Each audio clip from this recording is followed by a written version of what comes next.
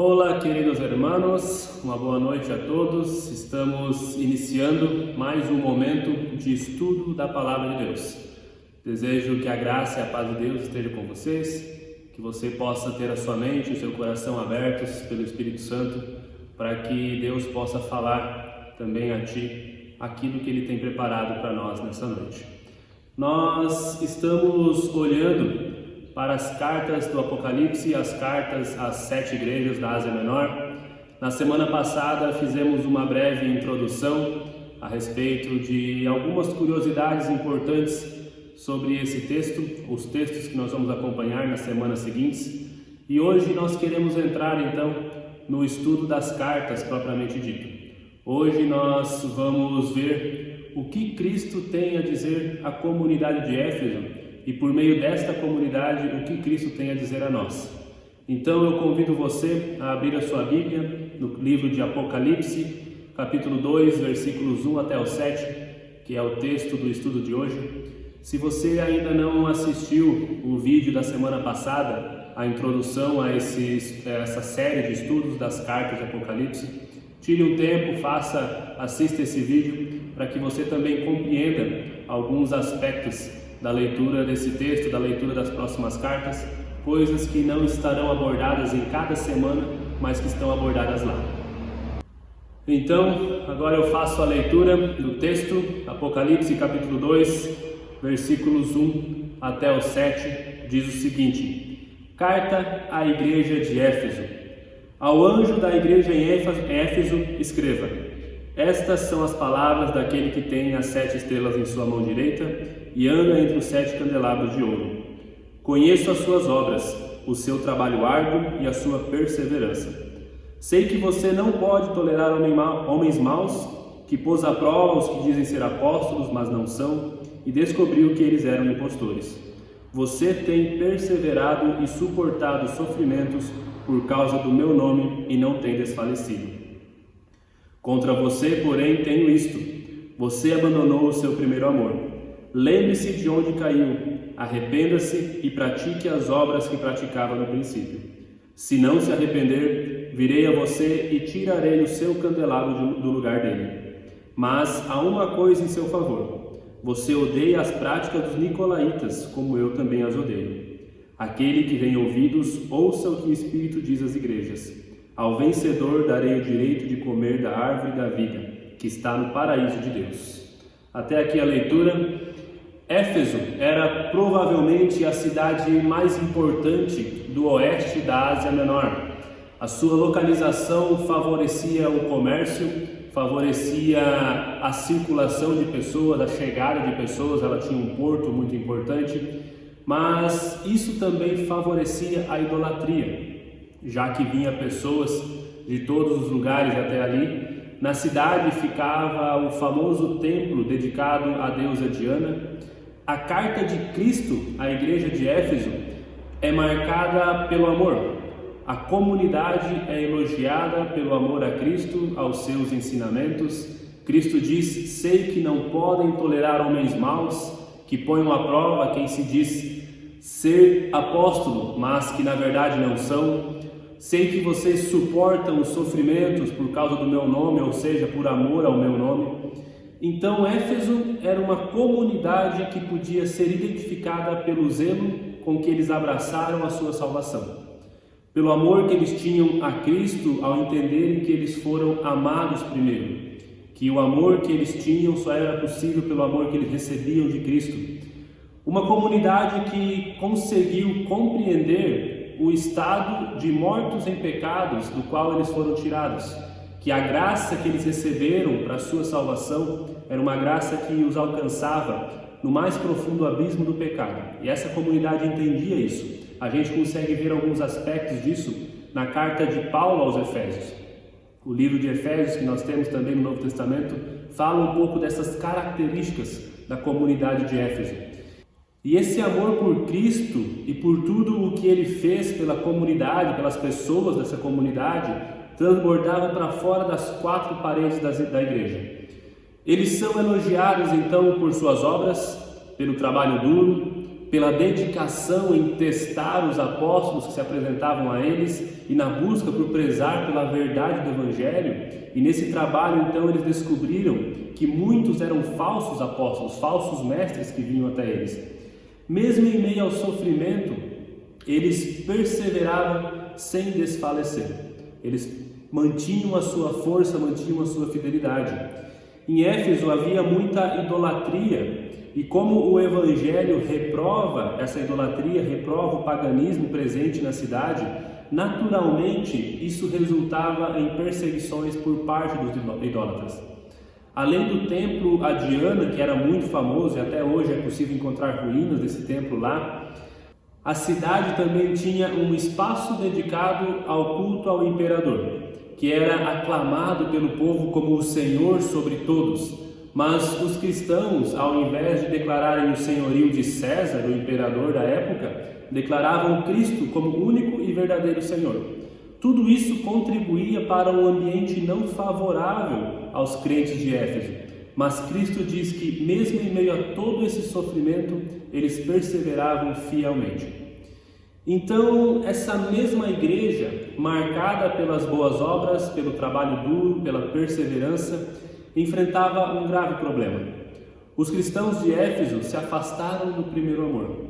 A primeira geração dessa comunidade tinha se passado e parece ter levado junto com ela toda a devoção, todo o amor a Cristo. O Evangelho não incendiava mais o coração dessa comunidade como havia feito em outros tempos. Os cristãos da comunidade estavam mais preocupados com o dever do que com a devoção.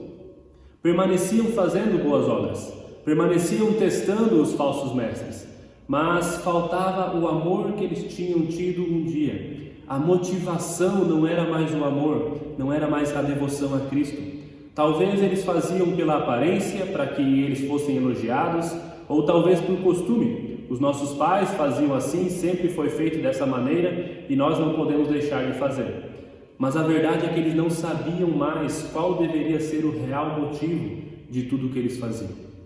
Era como um casal que permanece fiel um ao outro, mas apenas por respeito ao que já viveram um dia, apenas para manter as aparências diante da sociedade, apenas porque se acostumaram a dividir a mesma casa, a dividir alguns pontos em comum que os dois têm. Mas não existe mais o amor que existiu no início do casamento.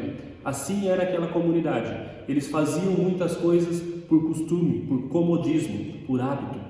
Mas a comunidade recebe um convite a refletir sua queda, a refletir sobre a sua situação, a se arrepender para voltar a praticar as primeiras obras. Jesus não traz apenas críticas, mas ele dá também a advertência que mostra o caminho para corrigir aquilo que eles estavam fazendo de errado.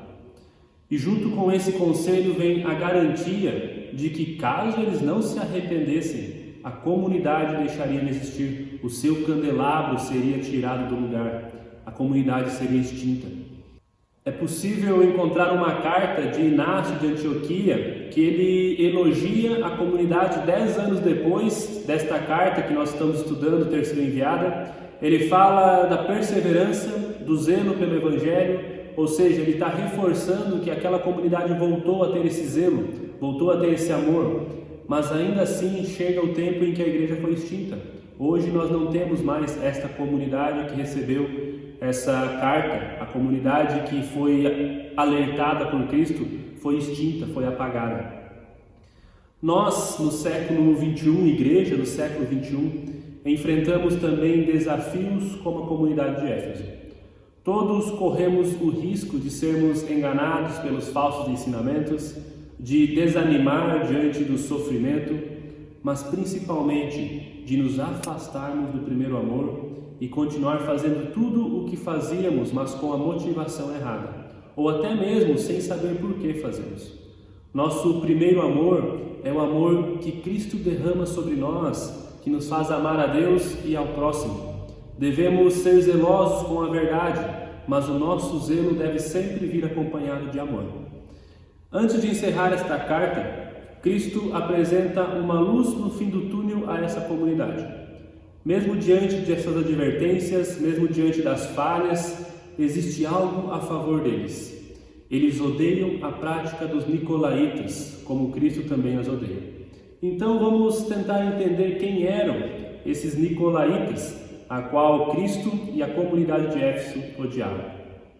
A origem exata deste grupo não é muito clara, mas os pesquisadores acreditam que se tratava de uma seita que seguia o ensinamento de Nicolas, um dos 7 primeiros diáconos da igreja em Jerusalém, que acabou se afastando da fé em Cristo, se afastou da comunidade, se tornou um apóstata. E esse grupo ensinava que a liberdade espiritual que Deus nos dava a permissão para praticar a idolatria e a imoralidade, que a graça de Deus permitia uma vida desregrada, que o amor de Deus permitia que a gente vivesse de qualquer jeito. Nós vamos ver adiante nas próximas cartas que existia um grupo semelhante em Pérgamo, que sustentava os ensinos de Balaão. Também em Tiatira existiam os seguidores de Jezabel. Como os 3 grupos tinham ensinamentos heréticos muito semelhantes, é possível que esses 3 grupos eram vertentes desses nicolaítas.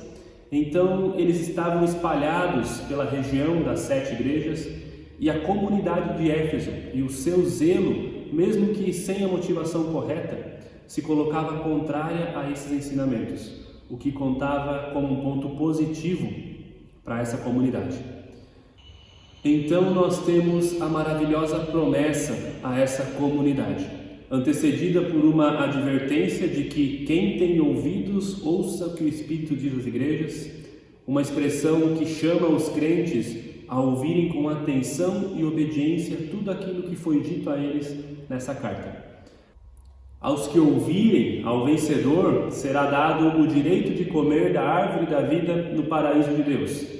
É sempre importante a gente destacar que a vitória não é conquistada por nós, pelos nossos méritos, mas pelo próprio Cristo, por aquilo que Ele fez. Ele conquistou a vitória definitiva para o seu povo. Mas ainda assim nós somos chamados a uma vida de santificação, buscando sempre permanecer e viver por meio do amor de Cristo. Os templos pagãos na cidade de Éfeso ofereciam grandes banquetes dedicados a ídolos, e essa era uma forma usada pelos pagãos na tentativa de atrair os cristãos para os seus cultos. Mas os fiéis recebem a promessa de um banquete muito melhor. A árvore da vida, não apenas um banquete passageiro, não apenas uma satisfação momentânea, mas a vida eterna no paraíso de Deus.